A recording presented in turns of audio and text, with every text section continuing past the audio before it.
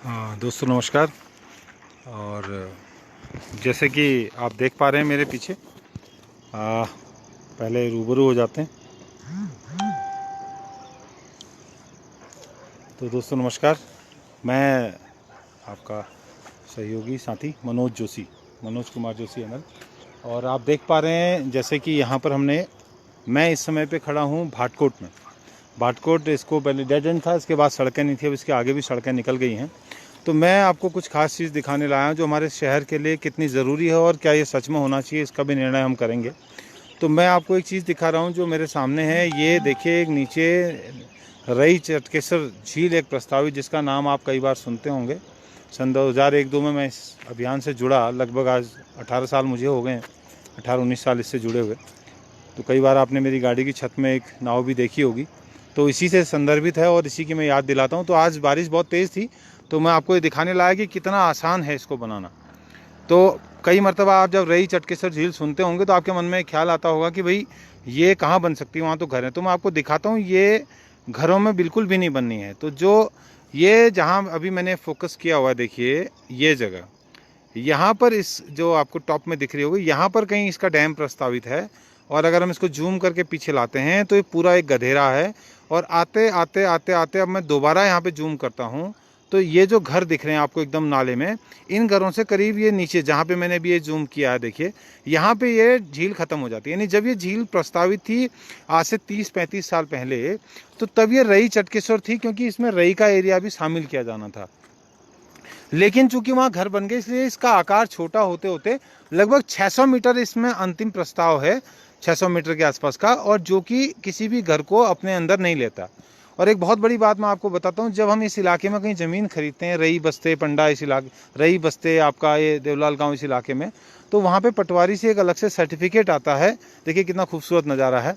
तो एक अलग से सर्टिफिकेट लेना होता है कि एक तो वो जो 100 मीटर के अंदर है ज़मीन और बाहर है वाला, उसी में ये लिखा जाता है कि यह ज़मीन जो है रई प्रस्तावित रई झील के, चटकेश्वर झील के डूब क्षेत्र में नहीं आती है। ये भी सर्टिफिकेट लेना पड़ता है तब। और ये जो आपको खाली ज़मीन दिख रही है इसलिए नहीं है, ये इसलिए है क्योंकि इस ज़मीन की रजिस्ट्री नहीं हो सकती है।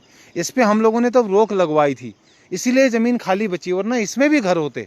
तो ये 20 साल पहले हमने इसमें रोक लगवाई थी, 18-20 साल पहले, कि इसको रोकिए, इस ज़मीन पे रजिस्ट्री बंद करिए, वरना लोग खरीद लेंगे, फिर नहीं बन पाएगी। तो ये ज़मीन बिक भी नहीं सकती। इसमें बहुत सारी मेराब ज़मीन है, 200-300 नाली, और लगभग उतनी ही इसमें उसी के आसपास नाप ज़मीन है।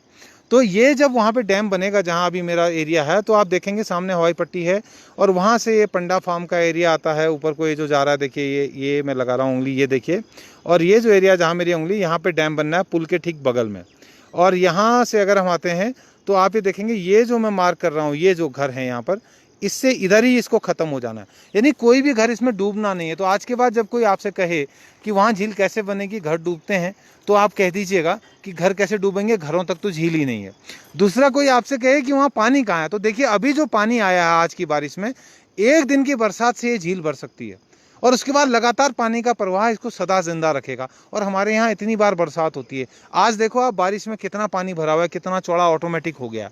तो ये बेहतरीन जो हम इसको देख रहे हैं, और इस प्रस्तावित झील को लेकर के मैं फिर से अभियान जो है, क्योंकि लॉकडाउन समाप्त हो चुका है और अब धीरे धीरे दिनचर्या वापस पुराने उस पर आ रही है, तो हम लोग जो है फिर से इस अभियान को आगे बढ़ाएंगे और हम सब मिल कर के यहाँ पर रई झील बनवाएंगे।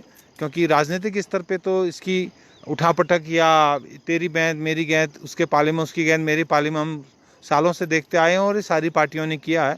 लेकिन जिम्मेदारी हम शहरवासियों की है कि हम इसको लेकर के आगे बढ़ें और इस अभियान को पूरा करें। तो मैं आपसे साथ चाहूँगा, और बहुत जल्द अब ऐसे ही बहुत सारे सपनों के साथ आपके बीच में लगातार आता रहूँगा, जिनको पूरा करने का हमने बीड़ा उठाना है। और तब ये शहर सुंदर और शानदार बनेगा, जहां हम अपनी ज़िंदगी बड़े आराम से बिताएंगे, और ये बहुत सारे रोज़गार भी पैदा करेगा। तो इसी बात के साथ फिर से हमारी मुलाकात होगी। आपने मुझे सुना, इसके लिए बहुत बहुत धन्यवाद।